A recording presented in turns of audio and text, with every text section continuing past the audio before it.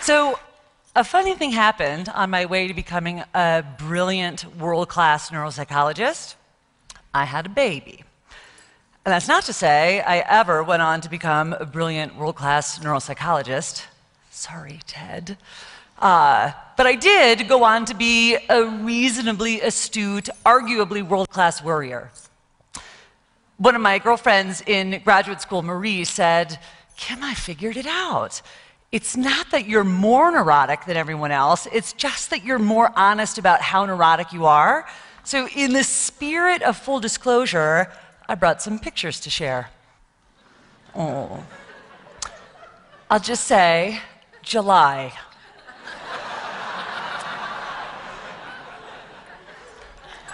Zip! For safety. Water wings, an inch of water, and then finally all suited up for the 90-minute drive to Copper Mountain. So you could get kind of a feel for this. So my baby Vander is 8 years old now, and despite being cursed with my athletic inability, he plays soccer, he's interested in playing football, he wants to learn how to ride a unicycle. So why would I worry? Because this is what I do, this is what I teach, it's what I study, it's what I treat, and I know that kids get concussed every year. In fact, more than 4 million people sustain a concussion every year, and these data are just among kids under 14 who were seen in emergency rooms. And so when kids sustain a concussion, we talk about them getting dinged or getting their bell rung, but what is it that we're really talking about?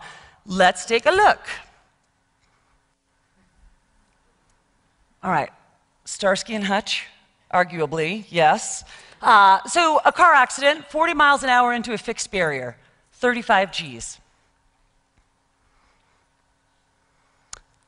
A heavyweight boxer punches you straight in the face, 58 Gs.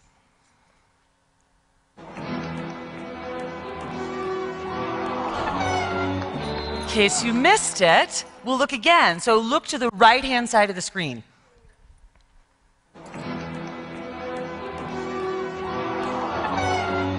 What would you say?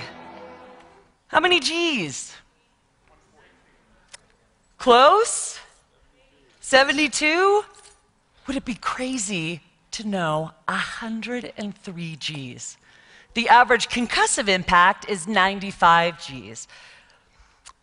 Now, when the kid on the right doesn't get up, right, we know they've had a concussion. But how about the kid on the left, or the athlete that leaves the field of play? How do we know if he or she has sustained a concussion?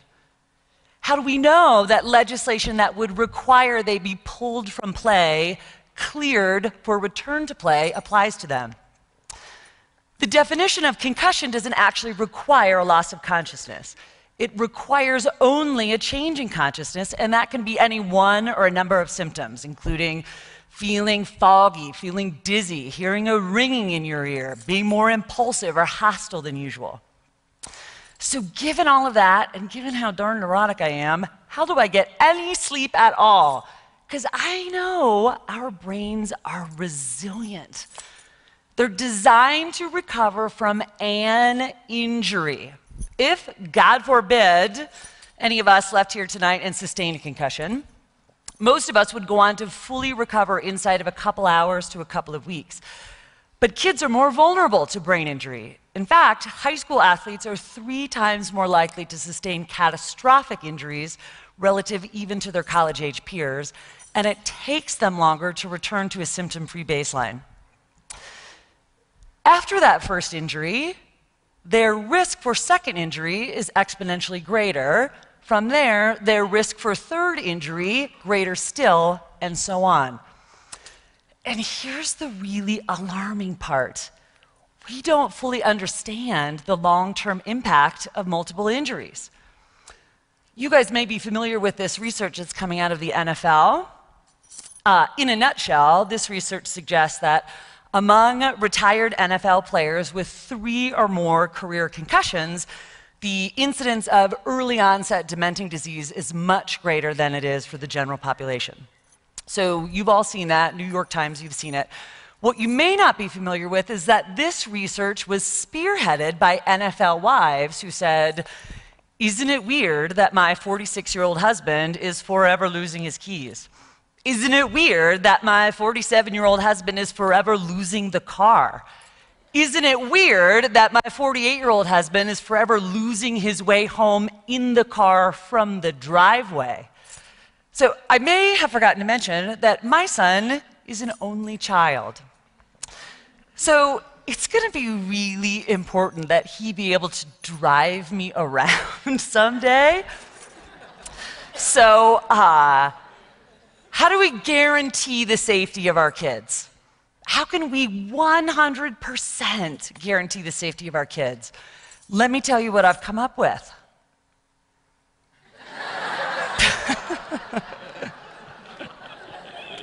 If only my little boy's right there and he's like, "She's not kidding. She's totally not kidding." So, in all seriousness, should my kid play football? Should your kid play football? I don't know, but I do know there are 3 things you can do. The first, study up. You have to be familiar with the issues we're talking about today. There are some great resources out there. The CDC has a program, Heads Up. It's at cdc.gov. Heads Up is specific to concussion in kids. The second is a resource I'm personally really proud of. We've just rolled this out in the last couple months, Co-Kids with Brain Injury. This is a great resource for student athletes, teachers, parents, professionals, athletic and coaching staff. It's a great place to start if you have questions. The second thing is speak up.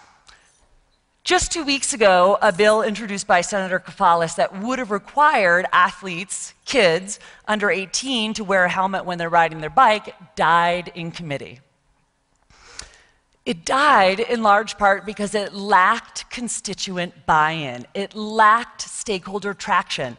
Now, I'm not here to tell you what kind of legislation you should or shouldn't support, but I am going to tell you that if it matters to you, your legislators need to know that.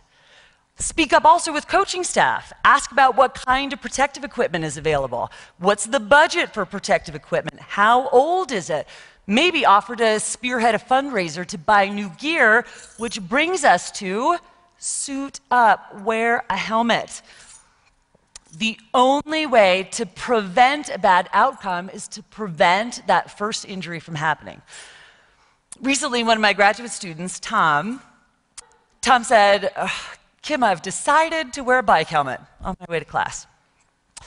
And Tom knows that that little bit of foam in a bike helmet can reduce the G-force of impact by half. Now, I thought that it was because I have this totally compelling helmet crusade, right? This epiphany of Tom's. As it turns out, it occurred to Tom that a $20 helmet is a good way to protect a $100,000 graduate education. So, should Vander play football? I can't say no, but I can guarantee that every time he leaves the house, that kid's wearing a helmet. Like to the car or at school.